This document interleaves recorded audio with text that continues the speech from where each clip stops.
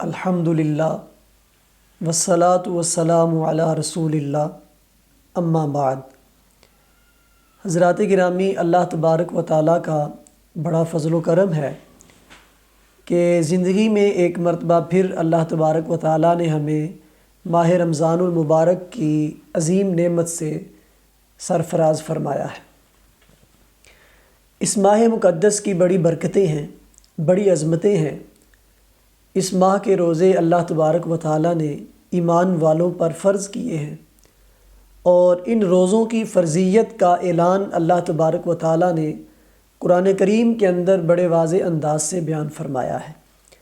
سورہ بقرہ کے اندر اللہ تبارک و تعالیٰ ارشاد فرماتا ہے، یا ایھا الذین آمنوا کتب علیکم الصیام کما کتب علی الذین من قبلکم لعلکم تتقون۔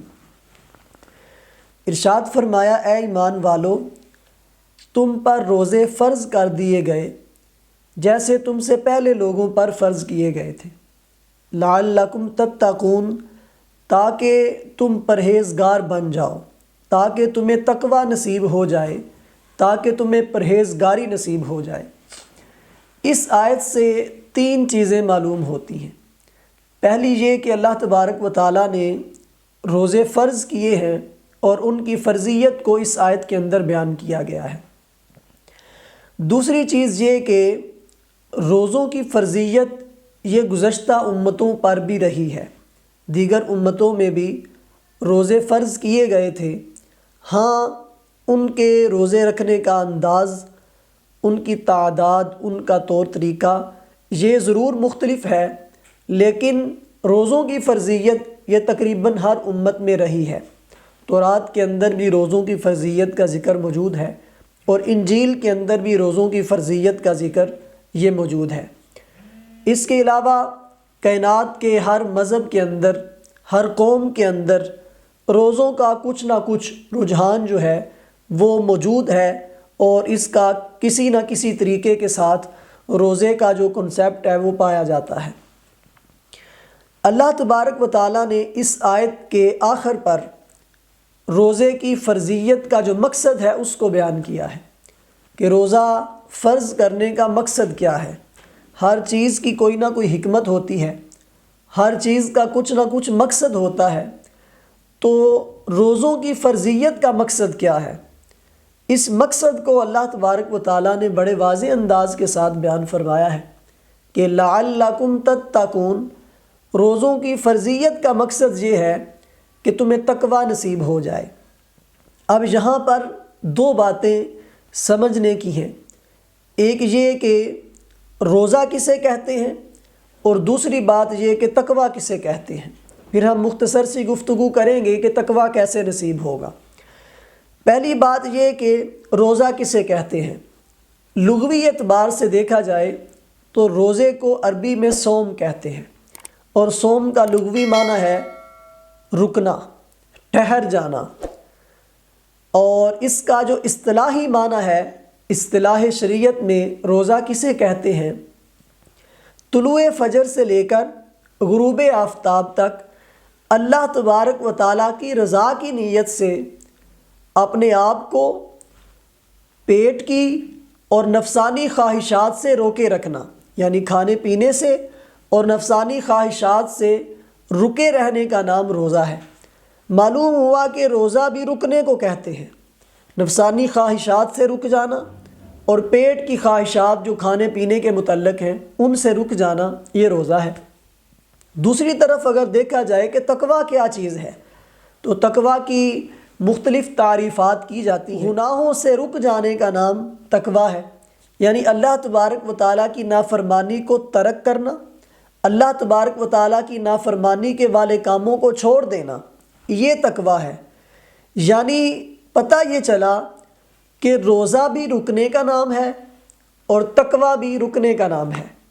روزے میں بندہ اپنے آپ کو نفسانی خواہشات سے بچاتا ہے، کھانے پینے سے بچاتا ہے، اور تقوی میں اللہ تبارک و تعالیٰ کے ناجائز کردہ کاموں سے اپنے آپ کو بچایا جاتا ہے۔ اور ان دونوں کا، یعنی روزے کا اور تقوی کا، آپس کے اندر بڑا گہرا تعلق ہے، آپس کے اندر بڑا مضبوط تعلق ہے۔ اگر کوئی بندہ تقوی کے حصول کی کوشش ہی نہیں کرتا، تقوی حاصل کرنے کی وہ کوشش ہی نہیں کرتا، وہ بھوکا پیاسا رہتا ہے، سارا دن روزے کی حالت میں گزارتا ہے، لیکن تقوی کے حصول کی کوشش ہی نہیں ہے، تو وہ کیسا روزے دار ہے؟ ایسے روزے دار کے بارے میں آقا کونین صلی اللہ علیہ وآلہ وسلم ارشاد فرماتے ہیں، یہ سنن ابن ماجہ کے اندر حدیث پاک ہے۔ حضرت ابو ہریرہ رضی اللہ تعالیٰ عنہ اس حدیث کے راوی ہیں۔ آقا کونین صلی اللہ علیہ وسلم نے ارشاد فرمایا، رب صائم لیس لہ من صیامہ الا الجوع، فرمایا کہ بہت سارے روزہ دار ایسے ہیں کہ جن کو روزے کے بدلے میں صرف بھوک ہی ملتی ہے، یعنی روزہ رکھا ہے لیکن اس کے مقصد کو سمجھا نہیں ہے، اس کی روح تک پہنچا نہیں ہے، تقوی کے حصول کی کوشش ہی نہیں کی، تو فرمایا ایسے بندے کو صرف بھوک اور پیاس ہی ملتی ہے، اس کے سوا کچھ نہیں ملتا۔ اب تقوی کیسے حاصل کرنا تھا؟ تقوی تو حاصل کرنا تھا گناہوں کو چھوڑ کر، تقوی حاصل ہونا تھا اللہ تعالیٰ کی نافرمانی کو چھوڑ کر، اور وہ اس نے چھوڑا نہیں ہے۔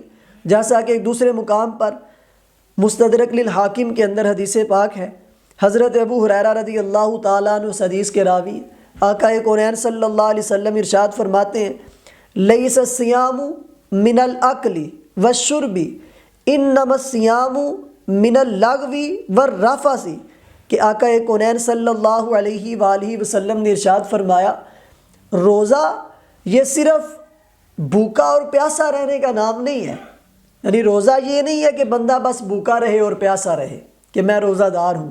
فرمایا یہ روزہ نہیں ہے کہ بندہ بھوکا اور پیاسا رہے، بلکہ روزہ یہ ہے کہ بندہ بھوکا اور پیاسا رہنے کے ساتھ ساتھ اپنے آپ کو جھوٹ سے بچائے، اپنے آپ کو لغویات سے بچائے، اپنے آپ کو فضول کاموں سے بچائے، اللہ کی نافرمانی سے بچائے، یہ روزہ ہے۔ معلوم ہوا کہ صرف بھوکا پیاسا رہنے کا نام روزہ نہیں ہے، بلکہ اس کے ساتھ ساتھ اپنے آپ کو اللہ کی نافرمانی سے بھی بچانا ہے۔ اسی طرح ایک اور مقام پر آقا کونین صلی اللہ علیہ وآلہ وسلم نے ارشاد فرمایا،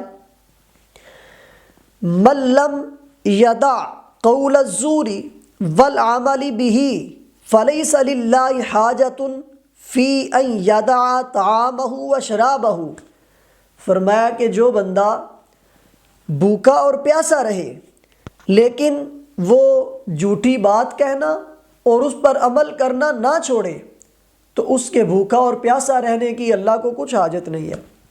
یعنی اللہ کو یہ حاجت تو نہیں ہے تمہاری کہ تم بھوکے رہو یا پیاسے رہو، بلکہ اللہ تبارک و تعالیٰ نے جس مقصد کے لیے روزے فرض کیے ہیں، اگر تم نے وہ مقصد ہی پورا نہیں کرنا، اگر اس مقصد کے حصول کی کوشش ہی نہیں کرنی، تو فرمایا پھر تمہارے بھوکا اور پیاسا رہنے کی اللہ کو کچھ حاجت نہیں ہے۔ تو معلوم ہوا کہ روزے کا مقصد جو ہے اس کو حاصل کرنا یہ بہت ضروری ہے، اور روزے کا مقصد کیا ہے؟ تقوی۔ بندے کو چاہیے کہ وہ تقوی کے حصول کی کوشش کرتا رہے، روزہ بھی رکھے اور روزہ رکھ کر روزے کے حقوق بھی پورے کرے۔ حضور داتا صاحب رحمۃ اللہ تعالی علیہ کشف المحجوب کے اندر لکھتے ہیں، جس کا خلاصہ یہ ہے کہ روزہ رکھنے کے ساتھ بندے کو چاہیے کہ وہ اپنی آنکھوں کو حرام دیکھنے سے بچائے، اپنے کانوں کو حرام سننے سے بچائے، اپنی زبان کو حرام بولنے سے بچائے، اپنے ہاتھوں کو حرام پکڑنے سے بچائے، اور اپنے پاؤں کو حرام کی طرف چل کر جانے سے بچائے۔ یعنی کہ وہ ہر عضو کا روزہ رکھے، کہ جس طرح اس نے اپنے پیٹ کو کھانے پینے سے روکا ہوا ہے، اپنی شرمگاہ کو اس نے خواہشات نفسانی سے روکا ہوا ہے، اسی طرح وہ اپنے تمام اعضائے بدنیہ کو گناہ سے روکے، گناہ سے بچا کے رکھے، اللہ کی نافرمانی والے کاموں سے دور رہے، تب جا کر اسے روزے کا مقصد حاصل ہوگا جو کہ تقوی ہے۔ تو ہمیں چاہیے، رمضان المبارک کا بابرکت اور مقدس مہینہ ہمارے پاس تشریف لا چکا ہے، ہم اس کے روزے بھی رکھیں، اس کے حقوق بھی پورے کریں، اور روزہ رکھ کر روزے کے مقصد کو سمجھنے کی کوشش کریں، قرآن کریم کی تلاوت کثرت سے کریں، نبی اکرم صلی اللہ علیہ وآلہ وسلم کی ذات والا تبار پر درود و سلام سے اپنی زبان کو تر رکھیں، ذکر و درود ہر گھڑی ورد زباں رہے، میری فضول گوئی کی عادت نکال دو۔ تم جب اپنی زبان کو ذکر و درود سے تر رکھیں گے تو انشاءاللہ العزیز اس کی بہت ساری برکتیں ملیں گی۔ ویسے بھی رمضان المبارک کا جو مہینہ ہے اس میں نفلوں کا ثواب فرضوں کے برابر کر دیا جاتا ہے، اور فرضوں کا ثواب جو ہے یہ 70 گنا بڑھا دیا جاتا ہے۔ تو ہر بندہ مومن کو چاہیے کہ وہ اس ماہ میں زیادہ سے زیادہ نیکیاں کرنے کی کوشش کرے اور اپنے رب کو راضی کرنے کی کوشش کرے۔ ایک روایت میں، وہ جو بڑی مشہور روایت ہے جس میں آپ علیہ الصلوۃ والسلام نے ممبر پر چڑھتے ہوئے 3 مرتبہ آمین کہا تھا، اس میں ایک بات یہ بھی تھی کہ آپ علیہ الصلوۃ والسلام نے ارشاد فرمایا کہ تباہ ہو جائے وہ شخص کہ جس کی زندگی میں رمضان کا مہینہ آیا لیکن اس نے اس ماہ مبارک میں عبادات کر کے رب کو راضی کرنے کی کوشش نہ کی، وہ بندہ تباہ ہو جائے۔ تو معلوم ہوا کہ اس کی بڑی اہمیت ہے۔ آقا کونین صلی اللہ علیہ وسلم خود اس ماہ مبارک میں کثرت کے ساتھ عبادت کیا کرتے تھے۔ اللہ تبارک و تعالی ہمیں عمل کی توفیق عطا فرمائے، ماہ رمضان المبارک کے روزے رکھنے اور روزے کا مقصد سمجھ کر اس کو حاصل کرنے کی توفیق عطا فرمائے۔ آمین بجاہ النبی الامین صلی اللہ تعالی علیہ وآلہ وسلم۔